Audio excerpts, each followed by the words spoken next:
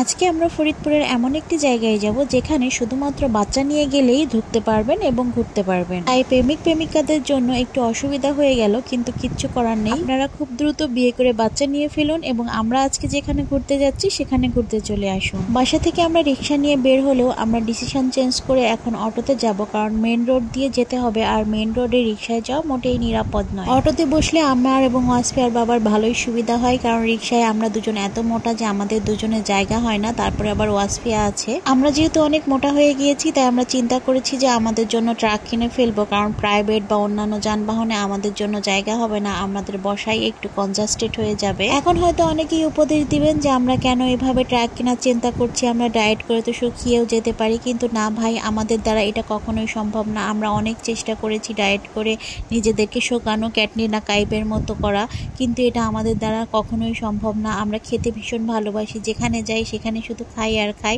আর এই খাওয়া যেহেতু আমাদের কন্ট্রোল করা সম্ভব না, তাই আমাদের মোটাও কন্ট্রোল করা সম্ভব না। এর থেকে ভালো আমরা একটা ট্রাক কিনে ফেলি আর ট্রাক নিয়ে আমরা সব জায়গায় ঘুরতে যাব। এতে করে আমাদের সাইজের কোনো সমস্যা হবে না, বসায় কোনো ঠাসি হবে না। ফরিদপুর বাস স্ট্যান্ড ক্রস করে আমরা চলে এসেছি কানাইপুর রোডে, এবং কানাইপুর রোড থেকে আমরা মীর এজের সামনে চলে এসেছি এবং মীর এজের সামনে গিয়ে আমরা একটু ছবি তুললাম। ছবিটা আমি পরবর্তীতে আপনাদের সাথে শেয়ার করব। আর এই ছবি তোলার সময় একটা যে ঘটনা ঘটলো তা সত্যি অবাক করা বিষয়। আমরা গিয়ে দেখলাম যে গেটে তালা মারা। আমাদের থেকে ওয়াসফিয়া অনেক বেশি হতাশ হয়ে পড়লো। সে বারবার বলছিল, বাবা গেটে তো তালা মারা, আমরা কিভাবে ভিতরে ঢুকবো, কিভাবে ঘুরে সবকিছু দেখবো।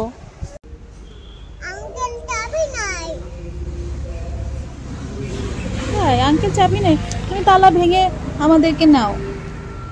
দেখো আমাদের মশাই কামড় দিচ্ছে। যেহেতু সন্ধ্যা লেগে যাচ্ছিল তাই মশারা উপদ্রব করছিল। এমন সময় ওয়াসফিয়া গেল এবং গেটের কাছে ধাক্কাধাক্কি করলো এবং বলল যে খোলো, দরজা খোলো। ওয়াসফিয়াকে দেখে ভিতরের একটা ভদ্রলোক খুবই আন্তরিকতা দেখালো। সে ওয়াসফিয়াকে দেখে আমাদেরকে ভিতরে ঢোকার পারমিশন দিল এবং ভিতরটা অনেক সুন্দর ছিল।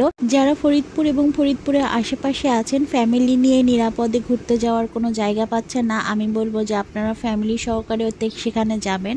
বাচ্চাদের জন্য এবং বড়দের মন ভালো করার জন্য দুটোই এখানকার খুবই একটা সুন্দর জায়গা। তবে আপনারা যদি আগে থেকে ওখানকার পরিচিত কারোর পারমিশন নিয়ে থাকেন তাহলে সেটা আরো ভালো হয়, তাহলে আপনারা দীর্ঘক্ষণ ওখানে থাকতে পারবেন এবং ঘোরাঘুরি করতে পারবেন। সম্পূর্ণ মিরেজটা আপনাদেরকে আগামী ভিডিওতে আমি ঘুরে দেখাবো। এই ভিডিওটা অলরেডি অনেক বড় হয়ে গিয়েছে, তাই আজকের ভিডিওতে সবকিছু শেয়ার করা সম্ভব না। আপনারা আমাদের পেজটি ফলো দিয়ে রাখুন, এতে করে আমরা আগামীতে যখন ভিডিও আপলোড করব তখন আপনাদের কাছে সেই ভিডিওটা পৌঁছে যাবে।